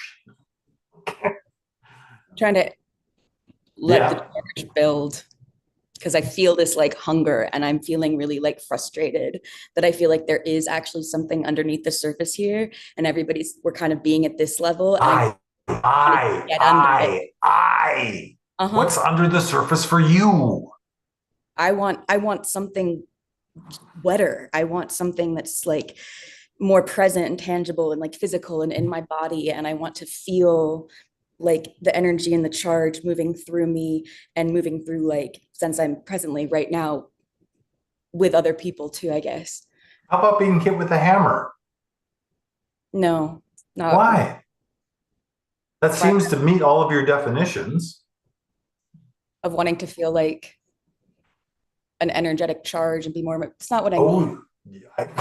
This is my point. People are really cool about speaking meta frameworks about their desires. Mm-hmm. They're really cool about saying, I'd like this broad generality to be happening in me. And everybody else is going, oh, that sounds really cool. And I have no way of knowing what I have to do to have that experience happen in you. Nobody is saying, hey, these are the signifiers I think will get me to where I want to go. You want to play. Can you help me do that? Like how would I do that? What is it that you want to, first of all, what's the goal? And if it's presented as a meta goal, say that's crap. What's a meta goal? You mean like an overarching? I want to feel connected. Okay. The truth is, you feel connected all the time. Every single person in here, if you focus on them, you're connected to them. Yeah, so that's crap. What you're looking for is a specific kind of connection. Yes. But your public face can't say that. I was trying to say. Well, just say it. I don't know try. how. You don't know how to speak English. Really? I don't know how to name the sensation and like the feeling that I'm seeking. Okay, so you and Aaron go play together. We can play with abstract images. So if I know you don't know how to hit a forehand, but you're holding the racket. Okay. You know that the basic movement is this. I know, but you have to be willing to look stupid, to be clumsy, to get it wrong, to be laughed at. Aaron, do you want to go to breakout room with me really quick? Well, but then I'm going to miss all the things that are happening here. Go ahead and say it. No, Aaron, that's Aaron, that's no. No. That's all you have to say. I'll talk to you. Yeah. Whatever you got to say, I want to hear it. Oh, I want to practice. Practice now. Oh, okay. You said go play. I thought you meant like get out here. Jesus Christ. So can you nuance what you want? Leona can. Dakota certainly can. Norman will, given you put one little drop of appreciative, words pointed at Norman, he'll be spewing it out all over the place. Yokin's in a public space in Japan. He can't speak. What is it, Justin? I was laughing at Yokin because he's very endearing. I haven't heard his word. I lost touch with what I want. I'm trying. Okay. I did. I got. It ran away from me. It ran away from me. What? Sometimes it does. Yeah. It doesn't. That's fine. So either you're going to practice or you're not, Just. I was like prepared. I had an idea of what practice would look like in a breakout. I don't care about your story. I care about you practicing, nuancing it down here and now. Okay. What do you want? Pick somebody. Hurry up, Jesus. Alton. Okay, what do you want with Alton? I want to feel something that is like outside of your head and in your body and in your heart, and feel like it connected with my body and my heart. Okay, great, nice, big, safe, not particular. How do you think you're going to go about getting that? You don't know, but come on, you can't think of a circumstance where the chances of you feel, yeah, exactly. In person, it would be easy. Yes. So try. You can't do it here, but you're really clear that if everything was okay, you could get him to do that. If he wanted to, if he was willing to. Even if he didn't want to, you're fairly certain. I could get him farther than where he is now. Yes, good. Okay. Try to do it with words. Anything that you can do in physical reality, you can do here. Your brain doesn't know the difference. You may not have the thing, but you can still feel it. Now, I imagine that if you were sitting next to him, or he was sitting across from you, that you could give him one of those looks. Yeah, exactly. And you would feel more of what you want to feel with him than not, right? Because you're a little tiny square, okay? And he's not like, oh my God, she's with me. Okay? He's calm, cool, collected. He's in a safe place. What could you say to him?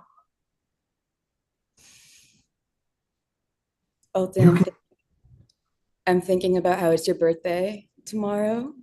And I'm feeling this like real sense of warmth. Look at it. You already did it.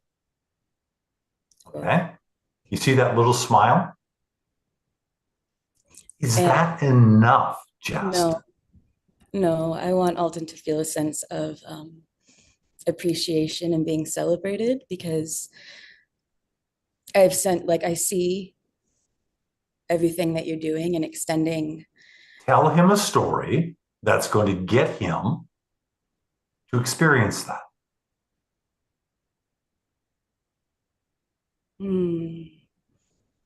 I have felt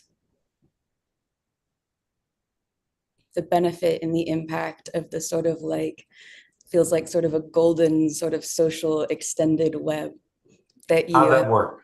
Woven. What? How'd that do? Look at him. Created. And I am thankful. I feel a lot of gratitude for having met you. And I see the way that you're moving through the world and these dreams. And I'm excited and thankful to get to sort of be like part of the conduit through which that moves. And how is that for you, Jess? I like it. Is that getting you what you want? Stop being Dakota. Is that getting you what you want, Justin? I don't know. Liar. Yeah. Not necessarily. What I wanted, I thought. Again, practiced at doing this. Alton. Look at him. No, you do not get to ask him what he's feeling. You get to look at him and look at his pixels from your bigoted perspective. Did you get what you wanted? Your job is to make those pixels do something so that you're like, yeah, that's what I'm talking about.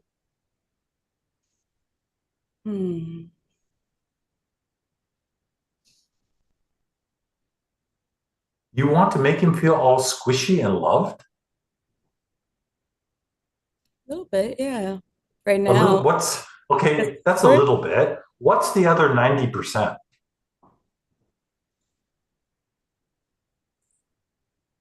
See, here we are, desire and fear being stronger than the desire.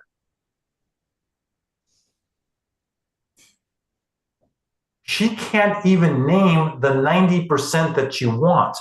She's going to trot out her little nice public speaking voice, and she's going to talk to him about the nice, and he's going to go, oh, I feel seen. I feel heard. That makes me feel good. And in that little tilt of her head, she's like, yeah, that's not what I want. That's not what I want at all. On a public live stream, I don't know that I'm comfortable doing more. Yeah. So now she's admitting, okay, she's admitting that there's a lot of stuff that she wants. From her perspective, that thing is not worthy of being put on a Facebook Live because of fear. It's not that it's not worthy. It feels too sacred. Then why wouldn't to what? Like it's not, it doesn't feel like it's something that's for a public eye. You would want to bless everybody with God's magnificence? Yes, I'm shy. No, see again, fear, shy. You will think badly of me if I say this thing. Everybody in the room is thinking what kind of kinky sex she wants to be having with Alton. Okay? Oh, then That's just what they're thinking. Okay. What else could the other 90% be about? That you want to have his babies? No, they're not going to. Why would you be ashamed about that? What could she possibly not want to be put out on Facebook? What do you think they're going to think, Justin? Yeah, it's nothing that's that like tangible for me and like concrete. And just more about like energetic sensation. How convenient. It is, yeah. Oh, it's terribly convenient because if I don't know what to do, then hey, I'm not going to get what I want, and it's because I don't know, and if I don't know, I can't practice. That's just kind of common sense, isn't it? This is me practicing. Try harder. Alton, Oh, ever since we were on a call the other day on video chat when you were brushing your teeth with me and you created space in your night, even though you were super busy, to hold space for me emotionally because I was feeling overwhelmed about Rian, I have felt this tremendous amount of love and connection with you that has made me want to deprioritize things that matter to me to center you in my life because of what I believe we could create with each other, because of how powerful I see you as in the world for the missions that we share. You mean so much to me, and I feel so excited for when I get home to be able to show up more fully for you and the things that matter between us. Translate that into woman speak, would you? Alton, I love you. You are so precious to me. Woman speak. You know exactly what I'm talking about, Dakota. That's your nervous laughter of like, yes, I know exactly what you're talking about. I have felt what you're pointing at, and I am really uncomfortable putting that out into a public space. Fear, desire. Here it is again. Now she's hoping, as we all do, that he's going to pick up on the subtext. Because to be able to speak your desire and have somebody say, no, thank you, that's horrible. For a child, that's horrible. For an adult, it's like, wow, I'm really glad that you can own your yeses and nos. I would much rather hear you honestly say, I'm not interested in that, but thanks, or fuck off, bitch, or whatever it is. I would much more appreciate the honest communication rather than you saying, ooh, I can't hurt your feelings, so I have to pretend that I like that.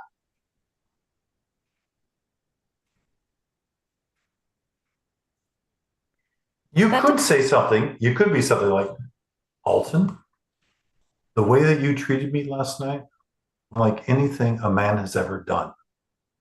I'm really afraid to tell you this, but I'm going to marry you and I am going to have your kids. Okay? Now, it might not be that. It might just be that's not true. I know, but hold on. I think what I would like instead, Cray, is for you to hear from Alton how that landed for him. I don't care how it landed for him. I'm interested in you voicing your desire. I do That's that the every point. day, not in this room. No, you don't. You don't. No. Okay, Dakota, I understand that you're saying lots of things that you think you want The same way that Leona is, the same way that Justin is, the same way that Matt's like, I want everybody I want to find the people that are attracted to this piece of shit character. I'm not trying to name what I want with Alton. That's not the point. I'm naming like the gushy stuff that I feel in connection with him, not what I'm trying to do about that. I want to know what your desires are. Okay. Alton. I What are the signifiers? Yeah. Alton. I want nothing more than No, so if they say that, they're lying. Okay? If they say, I want nothing more than, they're lying. Okay? That's a I don't tell. think it's a lie, but I can Fine. try to reparaphrase it if you want. Just say what you want. What are the signifiers that you want? Not the signify. Yeah. I want for us within the next month to be in a room together where I am leading and you are the reason why people are in the room because of what we've created together. And for that to lead into us building a business and a movement together that changes the lives of tens of thousands of people. Okay. So they're going to have a little gathering where they're going to talk about how to barbecue babies.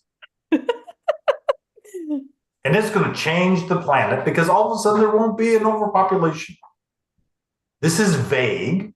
This is what your primal character is going to do with your desires. He knows exactly what I mean because we I talked don't care what he knows. I care how you language it. I'm not languaging him for others. I'm talking to all. Fuck off, Cray. Fine. If you want to do the exercise, you want to do the exercise. If you don't want to do the exercise, don't do it. Doesn't matter to me. All I was trying to do is to bring it a step beyond what was currently happening for there to be more of a demonstration. I wasn't trying to be. Yeah, by being vague. There is nothing that you And I want you to said. Wait, do you tickle have my it back more at this specific than- centimeter of my body so that I can have this emotional impact. Ooh. Yeah, maybe if you didn't act like a little girl, maybe some truth could come out. I'm like frustrated. Your voice is 2 octaves higher. I know, but it's not. Ugh, I'm so aggravated by you, Good. Cray. Cray, do you have an example of what's more specific? For between you and Dakota and you, Yes. I want you. I want you to lose your mind in sexually engaging with me in front of witnesses, such that they open up to the possibilities of what sex could be. Okay, I can don't you reduce have the a sex? sexual connection with I don't Alton. care. He asked me for my example. I'm not telling you I'm saying what you're doing. I'm saying that could be an example. Right, I guess that feels like too like I guess maybe like it's an easy go-to class frame, and I'm interested in Yes. like more of the nuance.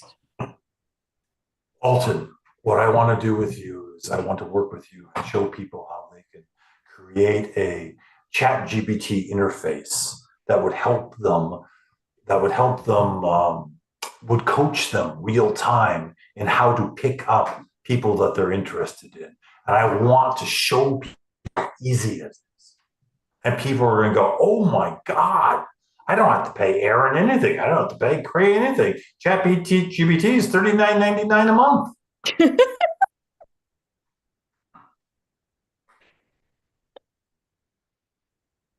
I It's find the- it a lot easier to bring that when I actually have sexual charge with somebody. You're Oh, wanting it to, gee. you're wanting it to be potent, Cray. You're wanting it to Yep. like hit him like, oh fuck. No, I want you to be potent. That's what I'm saying, idiot. You're I'm not saying being that my potent. potency lands in him where it penetrates him and he's like, and then other people are like, In the way that he's used to, and you're going to get nothing different out of him than anybody else has ever done with him by speaking politically correct language with him. You think that he's grown and changed because he stayed in his little ruts? Do you think that he's grown and changed? You did. I don't know if you knew him 5 years ago. I think I've known him for 3 years or something. Okay. 5 years ago, there's no way he could do this. Okay. You don't grow and change because you're doing the same old ruts that you've always done. Of course. And again, I don't care how it lands on him. I'm interested in every single person here being at least able to name their desires in a nuanced way.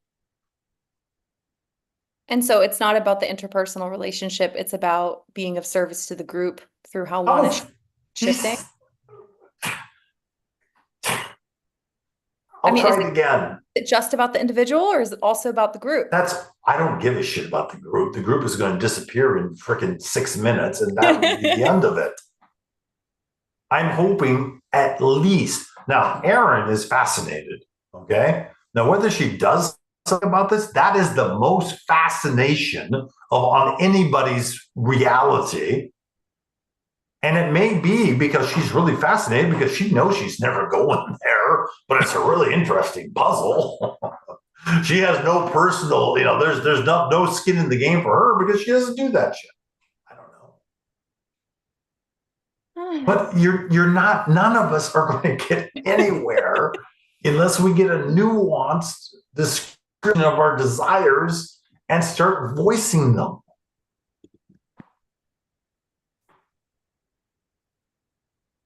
Matt, are you I want to there? talk with you after this is over.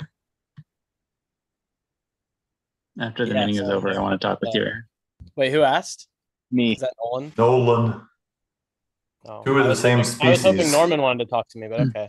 Great. How has Alden changed in the last 5 years since you've known him? He has hairy balls. Not grossly hairy, but they're hairy. Speaking of hairy balls, Matt, I want to tickle and yank on your balls. Norman, I was on the same wavelength. Like when we were talking about how your stomach felt, I was like, I feel like this guy has an erection just from getting complimented on his stomach warmth. So I Norman, I'm felt that. curious. I'm curious, Was I wrong? Norman. You want to tickle his balls? I want to see what happens. No. That's you as torturer. Okay. That's not you as Norman. That's your dark evil self. Yes. Okay. Norman wants me to bring out the dark evil self. I No. I want to bring it out of him too. I love Norman. dark evil. Norman, is Matt capable of bringing out your dark self? In your opinion? Tell him the truth. I Norman. already have access to it. I don't need him to invoke it. I didn't say that. I didn't say whether you have access. Can he make your dark side come out? You're not in control. I imagine he can. Really? That's right. Wow. Norman's so purely good. He knows he needs to. He's safe with me to just Like let it I all. said, Norman. He knows he's safe with. He knows I won't judge him. That's the key thing in this room. He knows I'm not the judger in this room. Oh, I'm He can be cringing as bad as he now. wants. I won't judge him. I've surrendered all ability to judge anyone. That's the key. You It shows, believe him? Matt. What's a word for an erection that's like shrunken inward? That's what A I'm hole. An Annie. An innie. Yeah, there's a good one. I'm getting an innie now.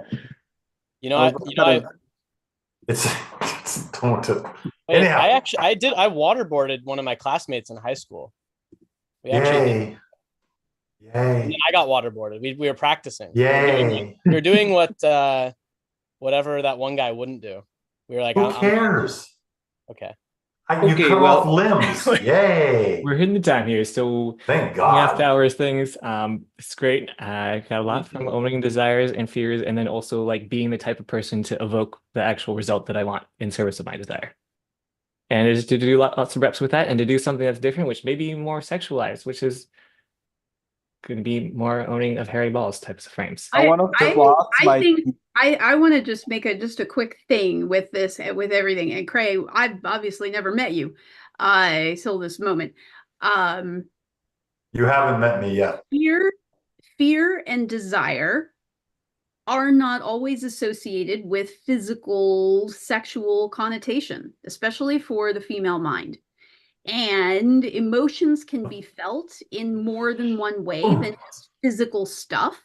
So the connection and the statements and the explanation and what is Justin doing, what is Dakota doing, what is Leona doing, we are connecting in different ways that are not necessarily sexual, but to us, it is equally as powerful. And that is necessary for overcoming fear and overcoming desire. That the pulling it down to an animal base is not always necessary. And I'll just leave it at that. Aaron, what do I mean by sexual in my reality? I don't know your reality, but I know the literal sex is communication. No, you don't know what the actual definition of sex is. Bill Clinton was not impeached because he says a blowjob. I didn't think of that as sex. So in your monoculture, sex means this. I guarantee you that Norman has way more vocabulary about sexual activity than you do. You don't know that. That's my prejudiced view. Yeah. And it's very prejudiced. So for me, I've been having sex for 2 hours here. Some of it's been really shitty. Some of it's been really good. So you're applying a definition of a word that doesn't necessarily apply to the majority of the people here. Yeah, I'm an outlier. Definition that is yours. So you're applying your definition to everything that we're experiencing. No. You guys think about what you want about sex. Well, that's I'm saying when you come in and you say sex, that when you make your definitions, you seem to be implying that these are the real definitions instead of one monoculture's interpretation that's what of what this is. That's what you're doing. I could have sworn I heard you say a bunch of definitions about sex and power and animals. Yeah. As if they were true Dictionary. to all cultures in all times. No. So you're saying your opinion about this is what you said, not like it's the truth. In every engagement that has happened over the last hour and a half, you are taking your definition of sex and applying it to everybody else's. No, I am not. Yes, you are. No, I'm not. You're applying it to everybody else's. Now you're telling me what I'm doing. Yeah, just like you were telling everybody else what they're doing. Yes. And does that make it true? You got what you do for other people, you have to do for yourself. If you don't like the medicine, you can't take it. Baloney, I can tell a diabetic to take insulin if I'm not taking it myself. That's crap. What happened for Leona? What happened for Matt? What happened for Norman? What happened for Dakota? The rest of you didn't talk enough for me to know. Those were real experiences. Those were connection. That was an attempt to overcome desire and fear. That was working with the material that is available. I know from my own experience, I certainly had that too. But that does not necessarily mean that you can say, well, for me, the definition of sex is communication, because you're taking your definition of sex and saying, oh, okay, that applies to everybody. When that I'm not saying it does not apply to everybody. It doesn't. Nobody here has that. No, but you're applying.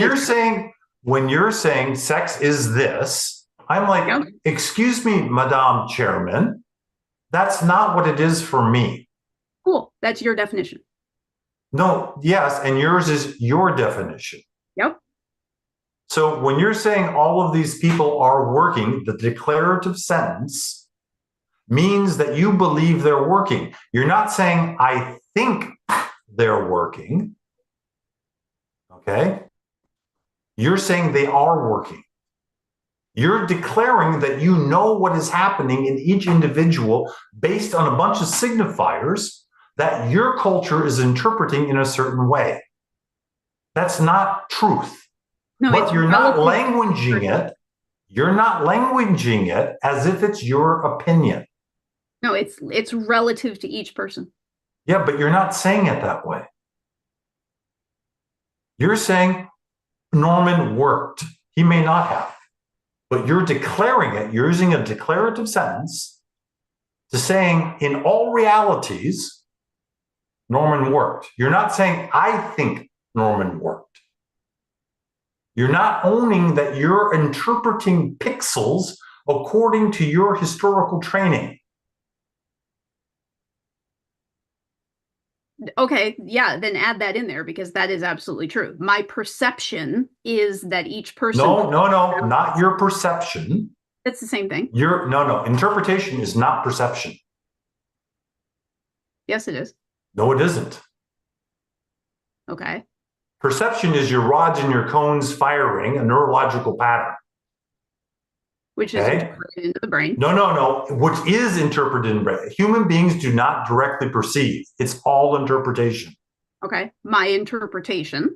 Great. Yes. So all of a sudden, there's a lot more You're space in the applying your room. definition. You're applying your definition to a statement that I made that means the same thing. We're just using two different No, it words, doesn't. which is subtext. If you say, I interpret, okay, all of a sudden there's more space in the room.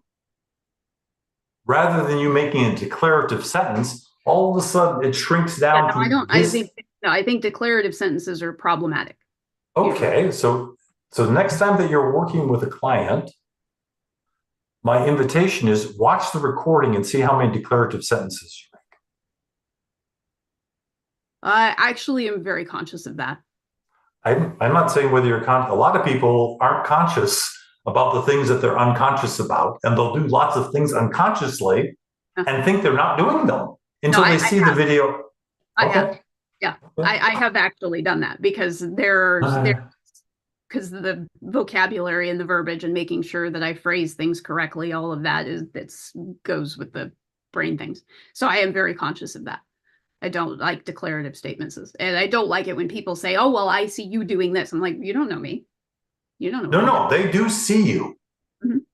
They see you doing this. They don't know you, but they see you raising your arm. Yep. Right. Matt, one of the things that you don't know about me is I'm jumping from monoculture to monoculture. This isn't a one size fits all. So how I'm interacting with you is going to be different than how I'm acting with Justin, how I'm acting with Josh. No, I'm just saying it's a trap. She'll debate you until like your third reincarnation. She will. You know the type. Erin will debate me. She'll debate you on the word definition if you indulge it for 3 reincarnation cycles. My desire is to meet Erin where she's at, to debate with her or to interact with her in a framework that she's comfortable with. Hopefully, show her some of the shortcomings of where she's at without triggering her. That's my desire. That's my personal desire. Yeah, I've been hoping you were going to trigger me. You haven't triggered me yet. Yeah, that's fine. I'm not abrasive and adorable and misguided. Yeah, that's fine. Yeah, I know how to trigger word definition autists. You just insist on a definition with bad epistemology they can't stand, and you just insist on a definition. That's how you really trigger them. Well, then you just pull out a dictionary. Yeah. Or perplexity. If I can get her to start putting her hands on people's abdomens and imagining the interior spaces in terms of landscape. But you're bringing it back to a sexual connotation. Why are you doing that? I'm not. You fine. Put your hand on their forehead. I don't care. I want you to practice doing something that's illogical. That's all. Yeah. I like that. That's a fantastic exercise. Lots